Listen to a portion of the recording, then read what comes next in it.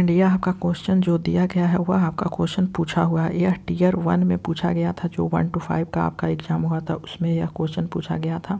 और यह आपका जो क्वेश्चन पूछा गया था वह टीयर 2 में आपका क्वेश्चन पूछा गया था। तो कहाँ से पूछा गया? तो देखिए पीएच मान से ही पूछा गया था और पीएच मान से ही पूछा गया था।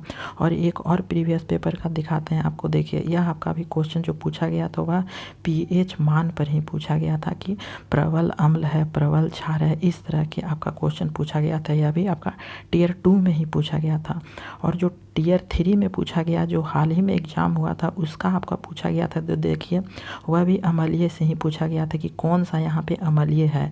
तो इस तरह के आपको पीएच मान को किस तरह से आपको याद करना होगा और कैसे आपको एग्ज़ाम में पूछा जाता है। और प्रीवियस पेपर तो आपको कभी भी भूलकर भी आपको छोड़ना नहीं चाहिए, क्योंकि जो क्वेश्चन इस तरह के पूछा गया था। तो आप प्रीवियस पेपर को देख लीजिए एक बार के। टीयर आपका 9-10 में यह आपका क्वेश्चन था, ठीक है। यह क्वेश्चन आपका पूछा हुआ था 11-12 में शायद पूछा गया था इस तरह के क्वेश्चन। नहीं तो आप देख लीजिए एक बार। तो आपको प्रीवियस पेपर बीपीएससी का प्रीवियस पेपर आपको बहुत ही अच्छे तरीके से करना होगा।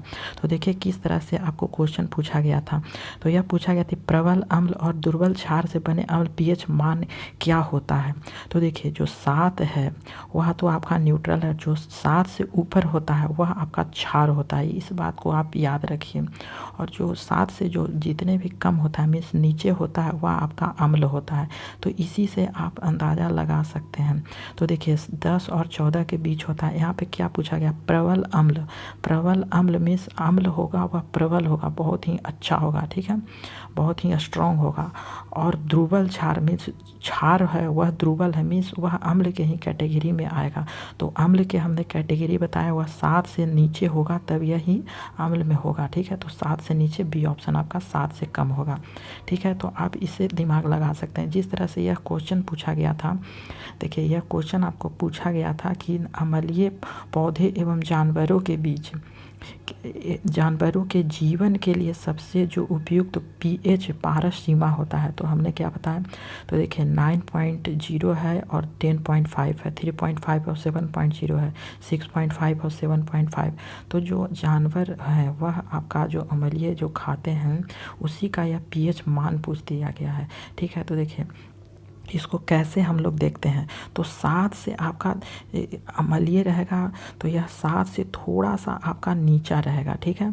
तो यह आपका अम्लीय हो जाएगा। लेकिन क्षार आपका थोड़ा सा ऊपर हो जाएगा, तो यह आपका क्षार हो जाएगा, ठीक है।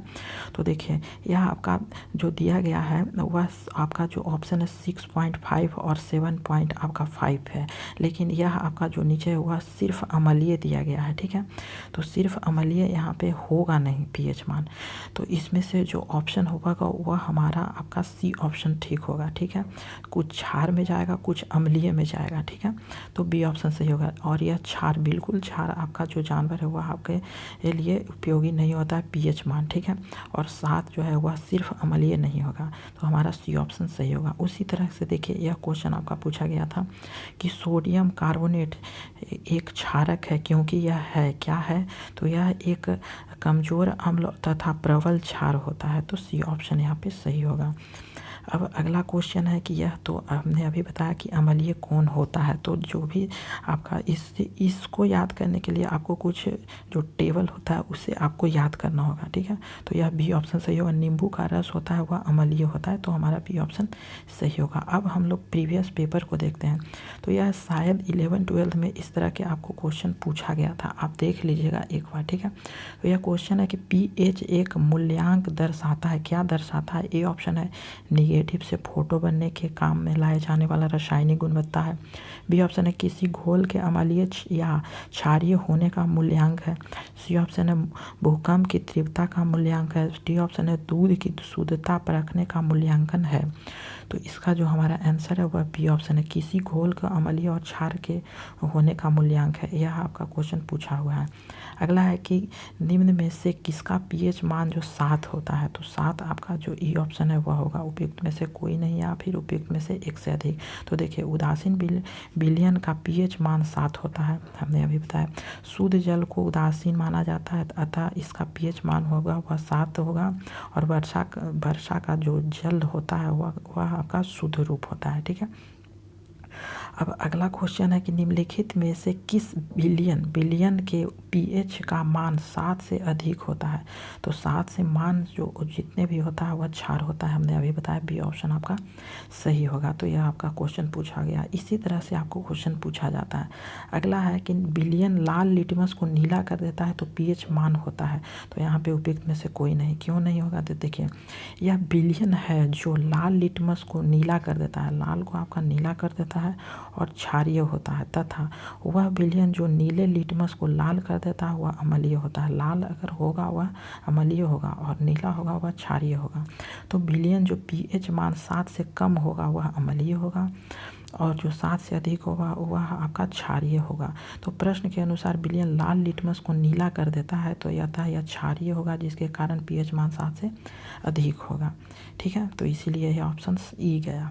अगला है कि निम्नलिखित में से कौन सा एक अम्लीय बिलियन का संभव पीएच मान होता है। तो अम्लीय पूछा गया, 7 से आपका कम होगा। तो 7 से कम होगा, अगर 7 है तो वह आपका उदासीन आपका है। ठीक है, तो 7 से कम वाला 6A आंसर आपका सही होगा। ठीक है, अगला है कि रसायन उद्योग में कौन सा तेजाब मूलक जो मूल है रासायनिक माना जाता है। तो H2SO4, यह सभी को पता है। सल्फ्यूरिक अम्ल को यह आपका तेजाब मूल रासायनिक माना जाता है। अगला है कि अम्लीय वर्षा में कौन सा अम्ल उपस्थित रहता है। आपका ऑप्शन है बेंजोइक अम्ल, बी ऑप्शन है एसिटिक अम्ल, सी ऑप्शन है नाइट्रिक अम्ल, डी ऑप्शन है ऑक्सैलिक अम्ल, ये ऑप्शन है उपयुक्त में से कोई नहीं। तो वर्षा का जो अम्ल होता है वह उपस्थित नाइट्रिक अम्ल होता है, नाइट्रिक एसिड होता है। अगला क्वेश्चन है कि कॉपर सल्फेट का जलीय घोल अम्लीय होता है क्योंकि इस लवण का होता है अपोहन होता है। बी ऑप्शन है विद्युत अपघटन होता है, सी ऑप्शन है जल अपघटन होता है, डी ऑप्शन है प्रकाश अपघटन होता है। तो इसका जो आंसर है वह हमारा सी ऑप्शन सही होता है। ठीक है, जल अपघटन होता है। अगला है कि चूने का पानी किसके द्वारा दूधिया हो जाता है। तो कार्बन डाइऑक्साइड के द्वारा यह दूधिया हो जाता है। तो बी ऑप्शन सही है। और यह क्वेश्चन आपका पूछा है 1 to 5 में आपका पूछा है।